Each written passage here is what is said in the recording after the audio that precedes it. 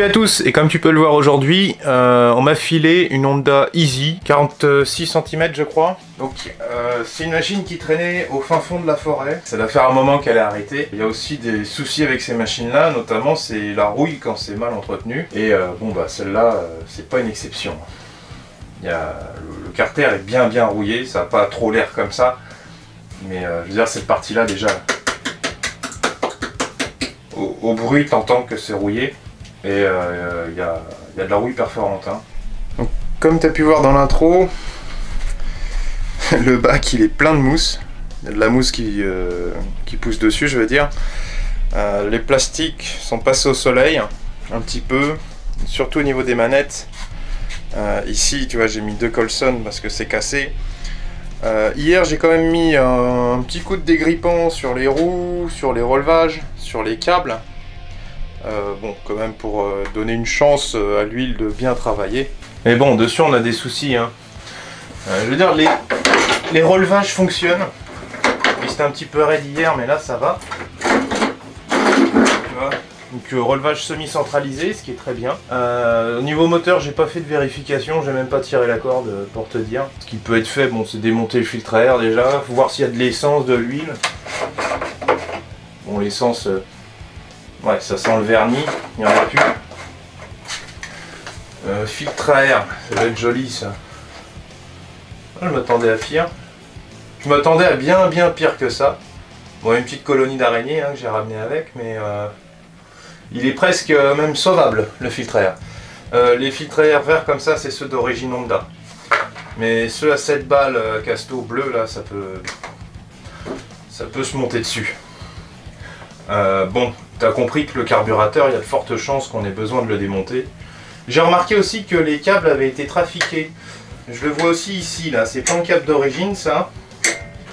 Un câble de mobilette, de frein de mobilette on dirait, pour le frein moteur. Mais ça a déjà dû être bien grippé ça. Je pense qu'elle a toujours dormi dehors cette tondeuse. Et à niveau de l'huile, il faut que j'essuie la jauge, mais apparemment il y en a. Ouais! Il y en a et au bon niveau. Et elle aurait besoin d'être changée. Mais bon, je pense que le moteur peut démarrer parce que tu sais, les carters percés comme ça. Enfin, j'ai pas envie de foutre un coup de marteau à travers, pas tout de suite. Parce que j'aimerais bien un peu m'amuser avec comme ça, si tu veux, avant de tout démonter parce que ça c'est fini quoi. Bon. T'as compris, dans le pays de l'Est, voilà, on découpe une tôle, on la soude et puis c'est bon. Donc bon, bah malheureusement, à cause de cette rouille-là, bon, bah, ça condamne quand même la machine. Mais ça, c'est le problème de jamais nettoyer une tondeuse, quoi. Et encore, celle-là, pour une tondeuse qui a toujours été dehors, bon, elle était à moitié à l'abri, tu vois, elle était dans une forêt, mais... Ce qui fait peur quand même, c'est que cette machine était sur un terrain de 2 hectares. Bon, je pense pas qu'elle tondait les 2 hectares. Loin de là, parce qu'elle fait trop propre si tu veux. Les roues elles sont pas usées ou quoi que ce soit, mais ça reste... c'est une petite tondeuse qualitative, tu vois. Mais c'est vrai que chez Honda, vaut mieux un carter Fondalu, ou Xenoy peut-être, plutôt que de l'acier.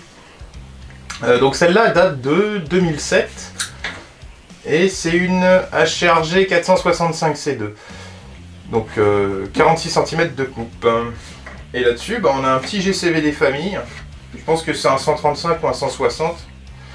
Je pense pas qu'ils aient mis plus que ça. Bon, ça, je peux le remettre. Ça, on fera peut-être un essai, donc j'aurai peut-être à le redémonter tout à l'heure. Je pense pas qu'en mettant de l'essence en direct, ça puisse démarrer. Enfin, j'y crois pas, si tu veux. En plus, le robinet il est resté sur on.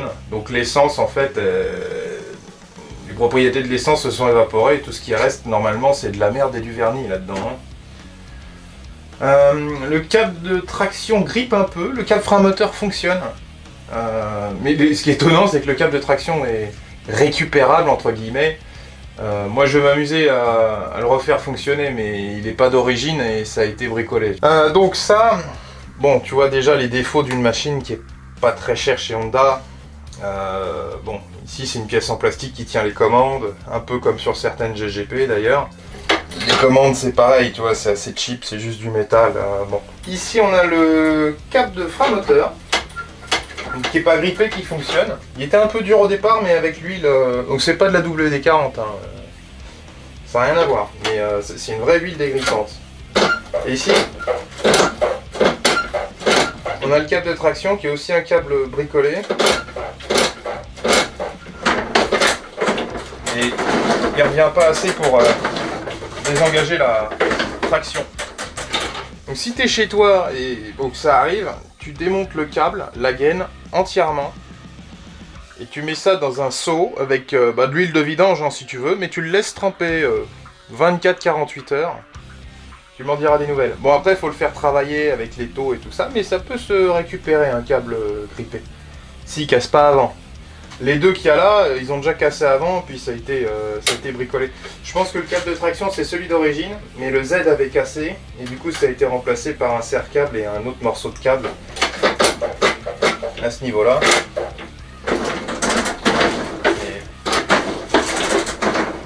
Ah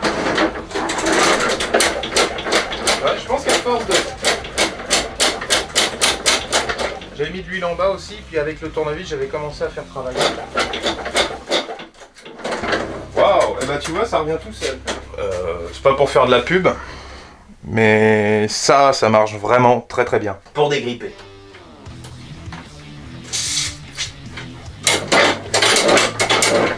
Après, ce qui peut être fait aussi, tu vois, c'est mettre l'huile au début de la gaine, et puis pour la faire descendre, tu mets un petit coup de compresseur.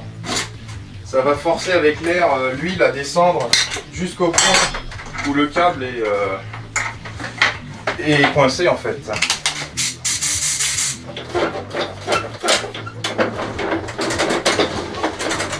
Ah mais c'est bon hein. Il est... Ah c'est bien. Juste pour déconner un peu avec cette machine, ça ira très bien. Donc je sais pas pourquoi cette machine a été arrêtée en premier lieu, hein.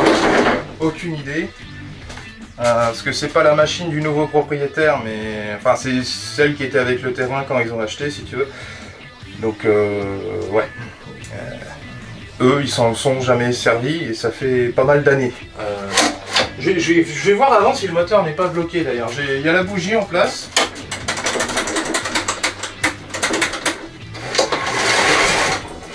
Oh, il y a une sorte de poussière qui est sortie par l'échappement. Oh attends, j'y touche plus au moteur, ok? Bon, tu vois que... Je crois qu'il y a un ressort qui aurait besoin d'être lubrifié là-dedans. Alors ça, si tu as la flemme, tu peux le faire par-dessus. Normalement, par là, ça peut aider un peu. Bon, il faut soulever un peu le plastique et puis théoriquement, ça va directement au ressort.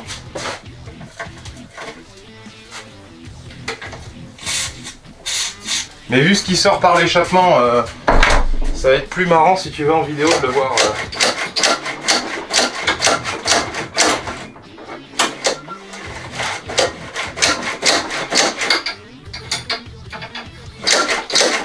Ça serait bien de mettre un petit peu d'huile aussi, mais après tu vas dire que je fais exprès de mettre de l'huile pour que les moteurs fument au redémarrage. Donc celui-là il sera redémarré à sec. J'ai pas regardé quel type de GCV c'est. Dans la dernière vidéo sur les Sterwings, je t'ai montré comment on sait quelle est la cylindrée des GCV. Donc, faut pas les pencher de ce côté-là, les tondeuses. Hein, mais... Et là, on a marqué Honda 135 cm3. Qu'est-ce qu'on fait? On met de l'essence, on teste comme ça déjà. Je vais aller dehors parce que ça risque de tuer l'atelier.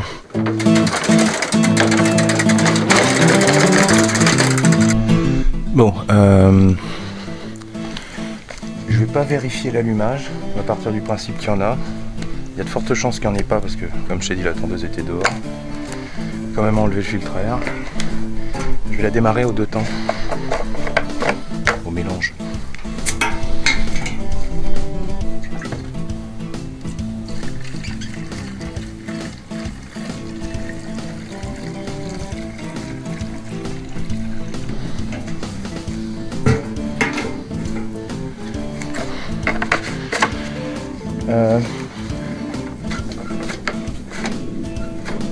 Le starter s'active bien, donc ça devrait y aller.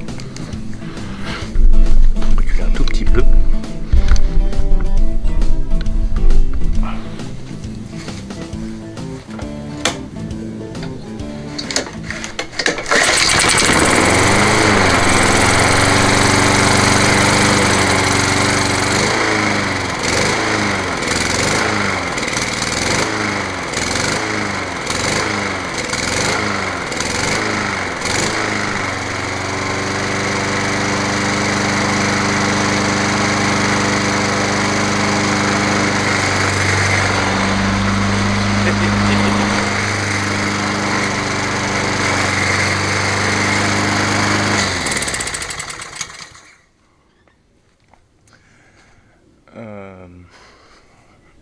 Voilà, premier coup. J'ai rien démonté. Il y a quand même un nettoyage carbu à faire. Voilà. Bon, comme tu peux voir, ça reste des moteurs qui sont vraiment impressionnants. J'ai dû fermer le robinet d'essence parce que ça commençait à faire une belle flaque. Donc ça, c'est le flotteur qui fait pas son boulot. Enfin, soit le flotteur, soit le pointeau. Mais tu vois, ça démarre et ça tourne alors que ça fait, je sais pas combien d'années d'ailleurs, je vais essayer de demander des précisions. Mais je dirais que ça fait 8 ans quoi, que ça n'a pas démarré ça. Je pensais éventuellement lui mettre un coup de Karcher, mais je crois que ça va lui faire plus de mal que de bien. C'est vraiment dommage que le carter soit pourri quoi. Donc là-dessus, parce que j'ai encore entendu ça l'autre jour, dans les commentaires, les gens qui disaient ouais, faut jamais laver les tondeuses à l'eau, ça les dégomme, ça casse les roulements, ça grippe les câbles. Alors perso, je suis plus un maniaco de la propreté sur le matériel. Donc les machines sont très régulièrement nettoyées à l'eau ou à l'eau à haute pression. Tu vois généralement que quand j'ai une nouvelle bécane que je ne connais pas, elle est nettoyée au surpresseur. Déjà parce que je déteste bosser dans la crasse comme ça. Je vais te prendre un petit échantillon là, avec un tournevis plat. Donc ça c'est... Je peux même pas, bon parce que la merde elle a séché, mais en fait sur les GCV, tu as très souvent un suintage d'huile autour du bras de régulation. Bon, ouais, moi j'ai vu des GCV X, ceux après, qui n'ont rien à voir avec l'architecture de ceux-là, qui ont aussi le même souci après une semaine d'utilisation. Mais c'est un peu normal apparemment. Bon. Ça commençait déjà à être moins qualitatif en termes de motorisation que d'autres moteurs, quoi, tous les GXV. Donc on va démonter le carbu. Hein.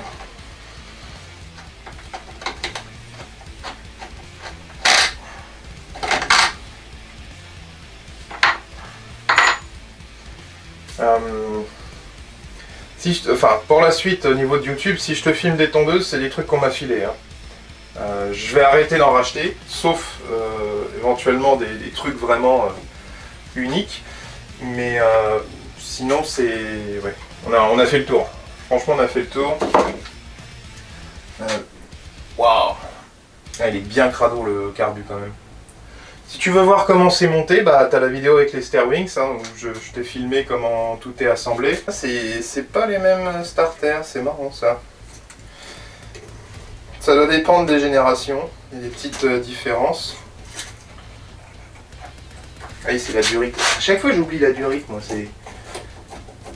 Par contre là, tu vois, j'ai pas nettoyé, je vois même pas où elle est la durite. Hop. C'est vrai que pour le fun, t'as carrément une fissure dans le métal qui remonte. Elle est vraiment... Ah, le clip s'est déjà enlevé. Ça a déjà été démonté ça? Bon, peut-être que le clip... Enfin, c'est rare que les clips des Durit Honda se barrent dans le temps. Ouais, c'est pas impossible qu'il y ait déjà eu un redémarrage. La durite, elle commence à être dure. Donc voilà le carbu. Du coup, j'ai plus d'établi, moi. J'ai l'autre établi, ouais. Non, je vais faire en sorte de garder l'essence dans la cuve. Et on va se démonter ça de l'autre côté. On va voir ce qu'il y a là-dedans. Ça doit être joli.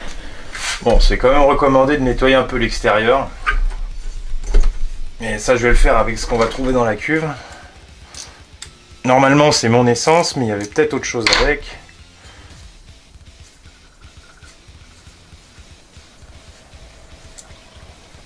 Ouais, c'est bien de l'essence de temps.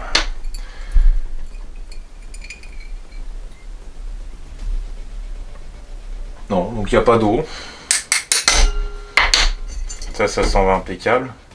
La cuve n'est pas sale. Ça va être encore... T'as vu la fumée noire au démarrage? Ça, c'est des dépôts de saleté qui se sont formés. Qui se sont pas formés tout seuls. Généralement, c'est quand ça tourne au starter pendant des années. Ça te fait un dépôt de suie en fait. Et là, avec l'âge, la suie s'est décollée, on va dire, est devenue friable. Et tout a dû se barrer quand j'ai mis en route. C'est pour ça que quand je tirais gentiment le lanceur, tu vois, en fait il a fait un auto-décalaminage, je pense, le truc. Sinon c'est que ça tournait aux 2 temps en permanence, je sais pas. Mais 2 temps généralement c'est gras, donc ça conserve le truc. Je vais quand même nettoyer un peu l'extérieur avant là, parce que c'est vraiment crado. Le problème c'est que si on nettoie pas trop ça avant, ça va aller à l'intérieur. Donc ça reste des bons petits moteurs, hein, ces GCV, généralement ça reste bien fiable. Et généralement les seuls soucis que t'as c'est avec les carbus. Mais c'est pas... ça c'est juste un problème d'utilisation quoi. Déjà faut pas laisser l'essence dans sa bécane tout l'hiver, à moins d'avoir un stabilisant pour le carburant, ou d'avoir un carburant, comment on appelle ça, c'est pas alcalite mais je sais plus. Mais ouais. C'est la seule manière de conserver vos carbus en bon état quoi. Surtout que notre souci, tu vois, il va pas trop se trouver à l'intérieur là, il va se trouver derrière cette petite vis à mon avis. Donc là il est 100 fois plus propre. Donc tu vois, juste l'essence qu'il y avait dedans, petite brosse, et après un bon coup de soufflette au compresseur, et ça nettoie bien. La partie qui est toujours tangible, c'est d'enlever le gicleur là-dessus. On peut déjà enlever le flotteur. Ce que j'aime bien comparé au Quantum, c'est que c'est... Je crois que j'en ai jamais eu de grippé, ça, des tiges de flotteur. Après, ça dépend de l'essence qui reste dedans. Là, bizarrement, il n'y a pas de trace comme quoi il y avait de la vieille essence. Elle avait peut-être déjà un problème de régulation d'avant. Je peux te dire déjà que l'asperceur, il a déjà été démonté, il y a déjà des traces dessus. Donc c'est bien ce qui m'a été confirmé par le clip de la Durite. C'est qu'il y a déjà quelqu'un qui est intervenu ici. Bon, ce qui est pas grave, hein. Et nettoyage carbu, hein, ça fait vraiment partie de la vie des tondeuses.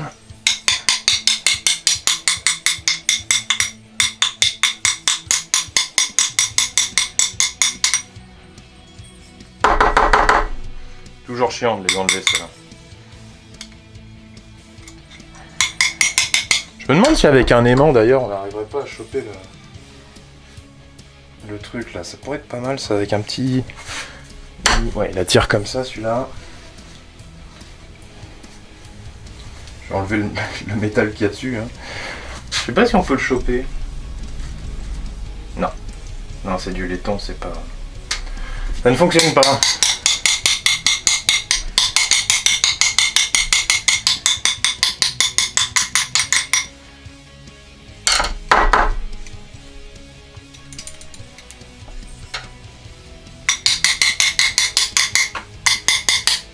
Faut être patient. Mais ouais. C'est là où sur les GXV sont bien supérieurs aussi. Pour démonter le gicleur, c'est beaucoup moins embêtant. Je sais pas s'il y a un outil spécifique ou une autre technique que ça. Je me suis jamais renseigné.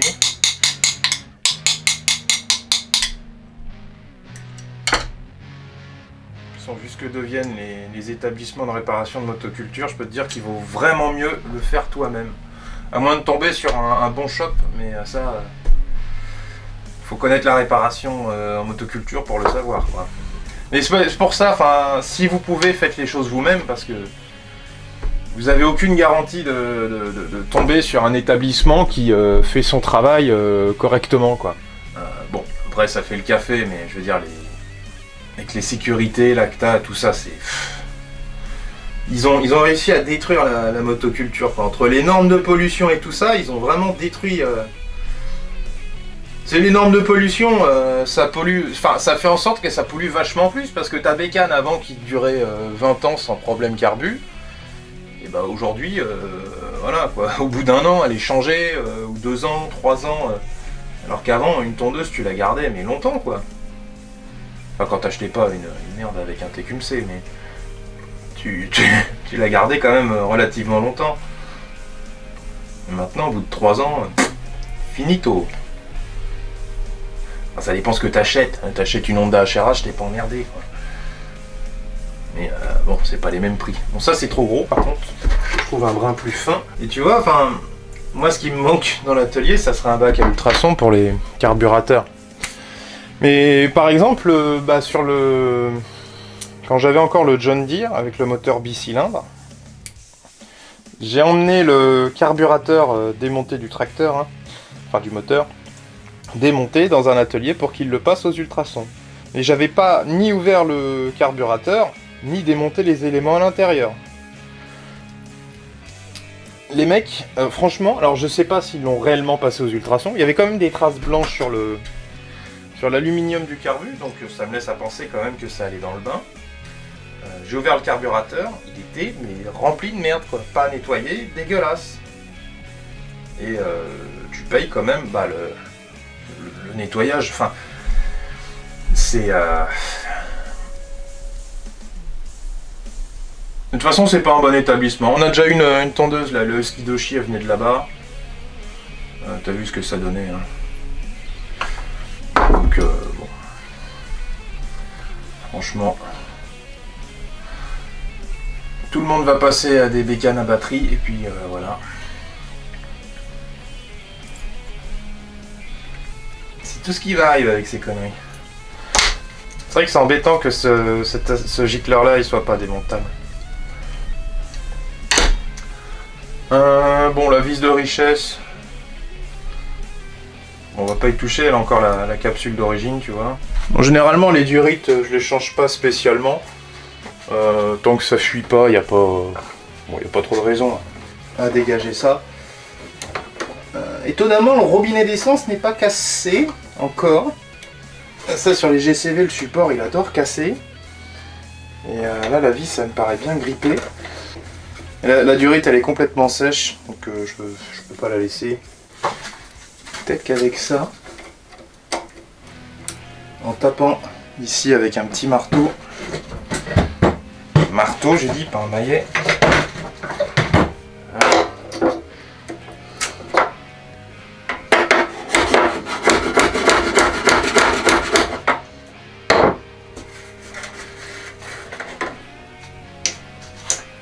Yes. Ouais. On a déjà sauvé pas mal de vis ce truc là. Généralement ils sont tous cassés les robinets, c'est ça qui m'étonne. Voilà, on a un bien meilleur accès à la durite. C'est celle-là qu'il faut dégager.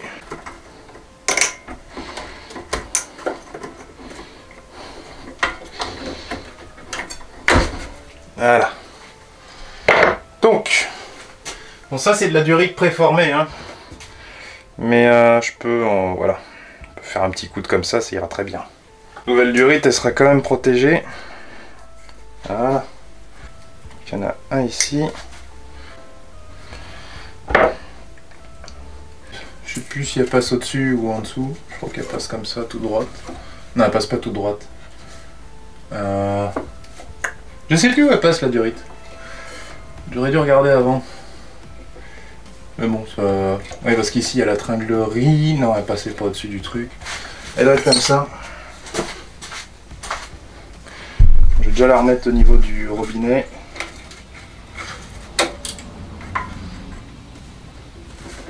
Ça va bien. Hop.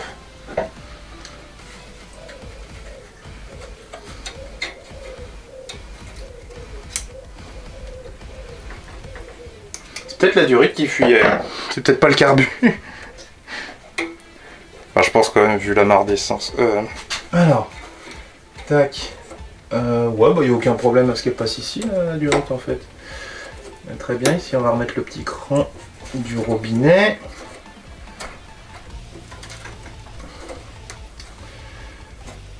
puis là, bah non, ça va juste comme ça ce truc là. Voilà. Voilà. Bon, bah, un robinet d'essence de sauver. Si la vis veut bien y aller. Ah, ouais.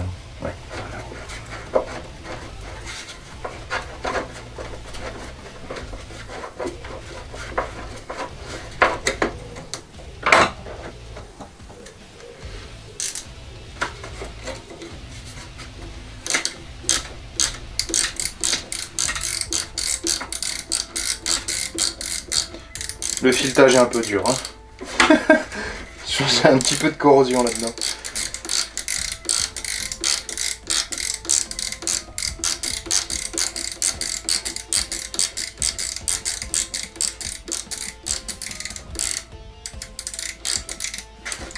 Voilà. Bon, je vais remonter le carburateur.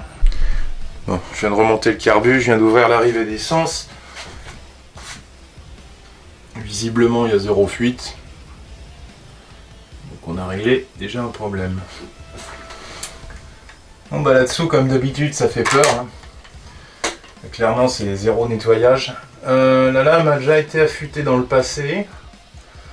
Bon, là, ça fait super longtemps qu'elle n'a pas été affûtée. Donc peut-être la démonter. Pareil, j'avais mis de l'huile sur les boulons qui maintiennent le moteur. Pareil pour ceux qui maintiennent la lame. La courroie de traction, ça a l'air d'aller, étonnamment. Il n'y a pas de fuite au niveau du joint spi, pas encore. Mais enfin voilà. Hein. L'herbe quand même, faut que je l'enlève. Parce que... enfin bon, c'est encore une histoire de nettoyer ou pas nettoyer sa tondeuse. Je vais te laisser avec ta tondeuse où le carter va pourrir et puis voilà. Pareil au niveau des maladies. Hein. Surtout quand tu fais différents terrains. Quand tu nettoies pas, tu peux véhiculer des maladies avec du gazon.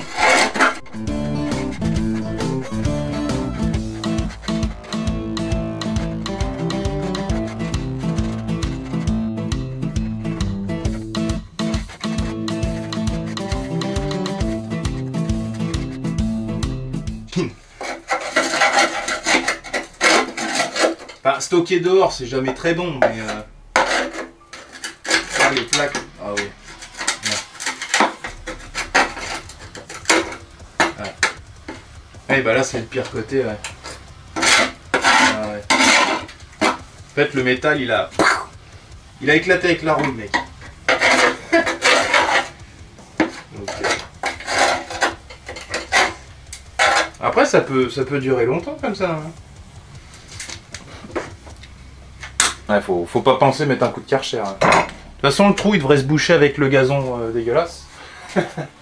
Quand t'as goûté à la clé à choc, t'as du mal à revenir en arrière. Hein. Là, ça devrait être... Il est bien rouillé.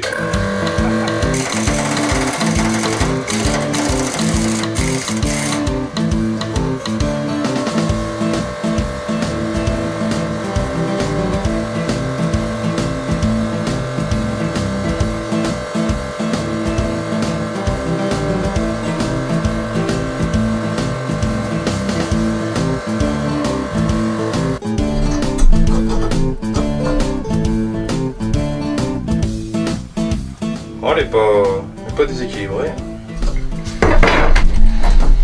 Elle le sera peut-être après par contre. Quand elles sont niquées comme ça les lames, je refais un petit plat rapidos. Là, avant de refaire un biais.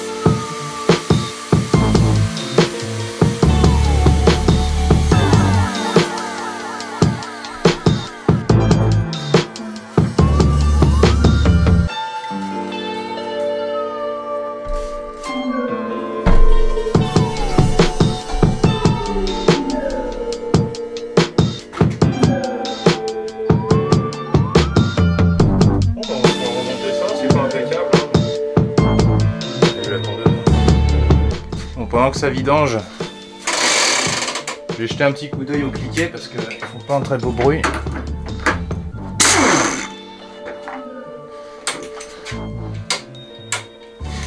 Il marche très bien. Mais ouais.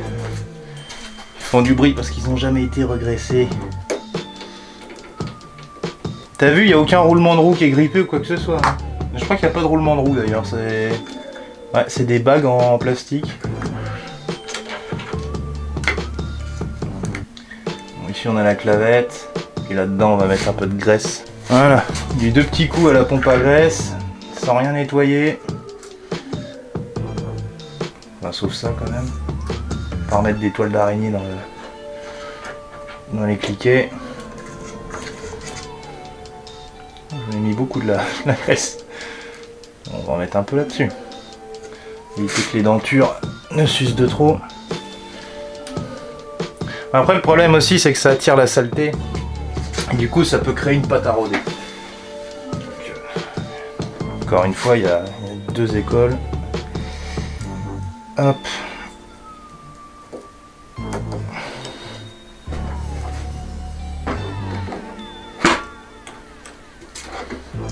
Tu vois, l'huile elle est bien allée au niveau des bagues. Hein.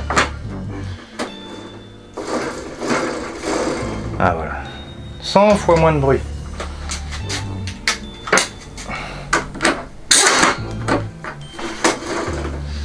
Fais pas ça au pétard, c'est pas très bon. Mais t'as vu la tondeuse? Bon après, petite modification du régime moteur. Elle va super bien, là je suis en train de tondre, la pelouse est détrempée. Ça marche comme si elle était neuve.